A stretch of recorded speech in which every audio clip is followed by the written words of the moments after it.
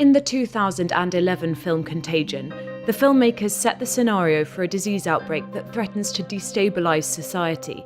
When Beth Emhoff, played by Gwyneth Paltrow, returns home from a Hong Kong business trip, she brings with her a deadly new disease. 2 days later, she's dead, and the film traces the spread of the disease from her to a global pandemic. This chill-inducing scenario attributes the origin of the disease to a piece of pork from a pig that had been exposed to contamination via a bat dropping. 10 years later, and the film has earned a new cult following as the world braces itself for the impact of a new disease. The outbreak of the SARS coronavirus in 2002 infected more than 8,000 people, and nearly 800 people died. Almost 2 decades later, the outbreak of a new coronavirus, named by the WHO as COVID-19, has created a healthcare crisis unseen in a generation.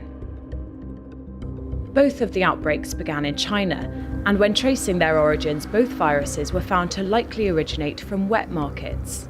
So why have we seen multiple new diseases emerge from China, and how conclusive is the link to wet markets? Many viruses and diseases that we live through have originated from animals, including coronaviruses. With SARS, the virus was traced to civet cats, while with COVID-19, early reports indicated that infection from a bat had crossed into a pangolin and then into a human. The precise location had been narrowed down to a specific wet market in Wuhan. However, those early studies have since been brought into refute. It remains unclear and unlikely that a pangolin was involved. In addition, the established timeline of the outbreak, which enables researchers to identify a specific wet market, is also under question. It seems most likely that bats were the original carriers, but other details are unclear. Back in 2003, at the coronavirus outbreak that occurred in China, it was not understood immediately what had happened. So the Chinese took this very seriously, and towards the end of the outbreak, they began to do some studies in the animal markets in China. This was never completed because the funding dried out, and the interest in the outbreak waned after the outbreak had been fully contained, which is unfortunate because had that research continued, they could have possibly done more to find out what was going on and how you might prevent these in the future. Wet markets are common in Asia, where many locals shop for groceries. In some, live animals are available for slaughter and sold for consumption. The range of animals available, their proximity to one another, and the poor enforcement of regulations has turned some of these markets into a catalyst-type environment for viruses to make the leap from animals to humans. There are many reasons why viruses tend to emerge in China and Southeast Asia, a lot of which we're not really going to be able to change. So while you can try to sanitize the environments in which people raise and sell meat, there are always going to be breaches of that kind of biosecurity. A wide variety of animals can be kept in close proximity, stacked atop one another in squalid conditions. Hygiene is compromised when fluids from animal slaughter or excretions mix. These conditions create an opportunity for a virus to make the jump between other animals, which can then infect humans when handled or consumed. A metaphorical petri dish cultivating potential infection combinations. Wet markets are the ideal environment for having an effective interface between all sorts of pathogens. I mean, whether that's literally derived from livestock species, if you've got live chickens and live pigs, but it's even more extreme if you bring in wild animals. And there are also different trade interfaces. We've got lots of different stores, and so everybody has different ways of keeping the place clean. And you've got this open space. You've got consumers moving around, so there's an incredible potential for movement of pathogens, transmission of pathogens. While wet markets aren't unique to China, the markets in China have a few components that work in conjunction to make these environments particularly worrying in the potential for new disease. Firstly, the variety of animals, from common farming animals to the exotic and sometimes endangered species. Animals which can be slaughtered on site, kept in close proximity and in unhygienic conditions. And finally, the markets are located in and around densely populated Chinese cities, which enables the rapid spread of the new disease once it passes into humans. People have to realize that they're handling potentially infectious organisms and that there is a risk that those infectious organisms can be transmitted from an animal to a human. And I do think that they need to have some oversight because these are potential biohazard risks, just like we have oversight over a nuclear plant. And I think that's what the real issue is can you do this safely? This utilisation and farming of the wildlife in China has been encouraged by the government and is supported by legislation. In the 1970s, in response to poverty and famine which killed more than 36 million people, the desperate communist regime allowed some private farming to return and gave up control of total food production. This is where the majority of wildlife farming in China began. The Chinese government, intent on supporting small farmers, encouraged this practice. In 1988, the Chinese government enacted legislation which protected the lawful rights and interests of people developing or utilising wildlife. Called the Wildlife Protection Law, it extended special state protection to anyone intending to domesticate and breed wildlife. With wildlife farming sanctioned by the state, this increased the variety of wild animals in farms.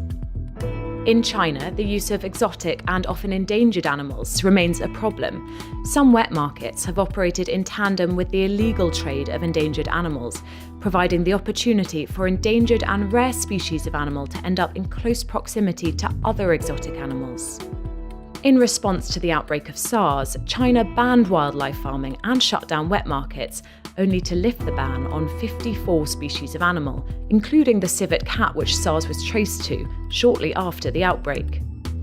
In response to COVID-19, the Chinese government has placed a temporary ban on the farming and consumption of wildlife animals, and is reportedly amending the Wildlife Protection Law, but ending the trade outright could prove to be difficult. We really need to prevent it. And that has to happen at different steps. It has to happen at the interface between livestock and wild animals and humans and wild animals. And that's where the wet markets come in. But at the same time, going in there and shutting down wet markets is not that simple because they're part of people's livelihoods, they're part of the culture. And there's also the demand for these products. The moment you don't allow the markets anymore, those products will be sold via the internet. The cultural roots of China's use of wildlife are extensive, not just for food, but also for traditional medicine, clothing, ornaments, and social status. The new ban leaves an exemption for wildlife used in traditional Chinese medicine, or TCM. The use of traditional medicine is strongly promoted by the government. New laws introduced in 2017 legitimised TCM practices by requiring practitioners to pass tests and for TCM institutions to be introduced into hospitals. For example, the ban prohibits the consumption of pangolins, but it doesn't ban the use of their scales in traditional Chinese medicine. Whilst China has offered assurance on regulation, there's concern that this potential loophole will allow for the continued trade and consumption of exotic animals.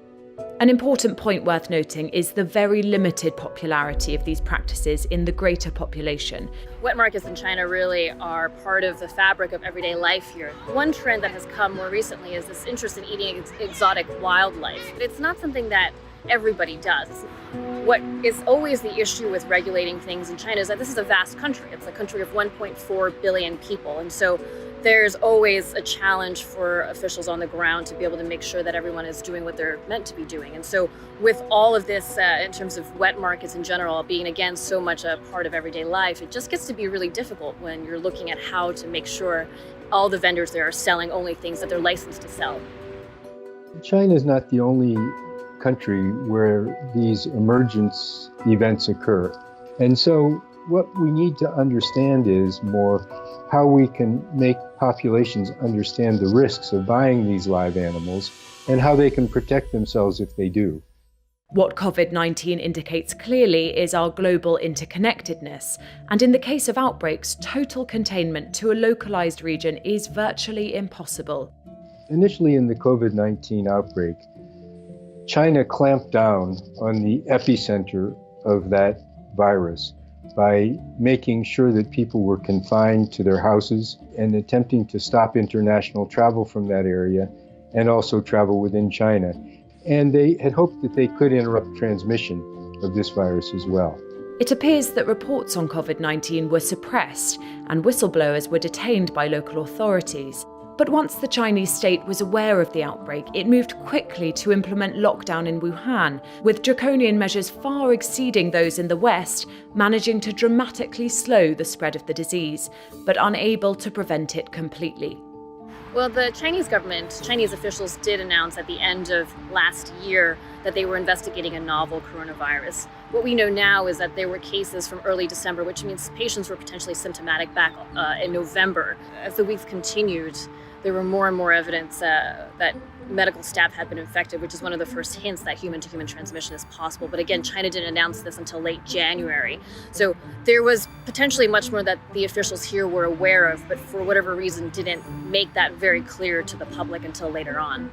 By the time we knew about it, or by the time even the central Chinese government knew about it, this was not going to be contained in China. And the fact that China was able to get the epidemic under control, at least temporarily, speaks to just the unique level of control that the government can have. And I think that what we're seeing now in Europe and the States is the fact that in those kinds of societies, that level of control is just not possible. Total containment of a rapidly spreading infection could only be achieved through total isolation or quarantine. Without that unlikely measure in place, our best opportunity for success remains international cooperation and transparency on global health matters.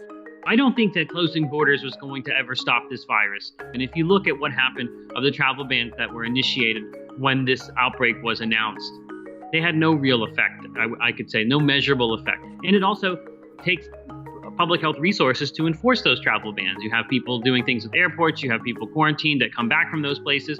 All of that takes away precious public health resources that really should have been devoted to case finding and diagnostic testing and hospital preparedness. Viral spread flourishes in the wake of human error. Political candour and transparency, global cooperation, strong regional health systems, and scientific research remain our most valuable assets in the war against the spread of a new infectious disease.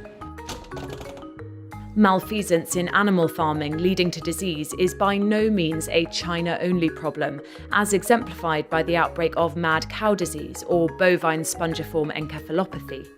Mankind has a long history of zoonotic diseases, from anthrax to listeria and Ebola to HIV. Both animal husbandry and wild animal interactions have carried risks from across the world. Fostering an international compliance on all farming and wildlife practices that mitigate the spread of new disease could prove to be a Herculean task. Politically, the diplomatic hurdle set by the coronavirus crisis will be a great test for the international community and could be a factor that determines if and not when we see another disease outbreak like COVID-19. What I want to see is this abandonment of this panic and neglect cycle, where there's panic to get something under control, and then when something recedes from headlines, it then becomes a cycle of neglect. We saw that after H1N1, we saw that after Ebola, we've seen that after Middle East Respiratory Syndrome, we've seen it after Zika virus. That happens over and over again. It's very difficult to say what will happen after this outbreak or this pandemic is finally contained or mitigated in such a way that people can get back to a semblance of normal life. And this will certainly have an impact on how we move forward. And hopefully the political memory of this pandemic will be longer than was the memory for the SARS outbreak. To be able to deal with this, we need to work together. We can't work against each other. Pulling up the fences is not going to keep it out. So it needs global risk governance. And I think it needs global One Health risk governance. And obviously, national governments don't like that, okay? Because it means it takes power away from them. But I would hope that they all realize by now that they're helpless. They can't stop it. And I just wonder whether this shock at the moment is actually strong enough to convince national governments that they need to come together.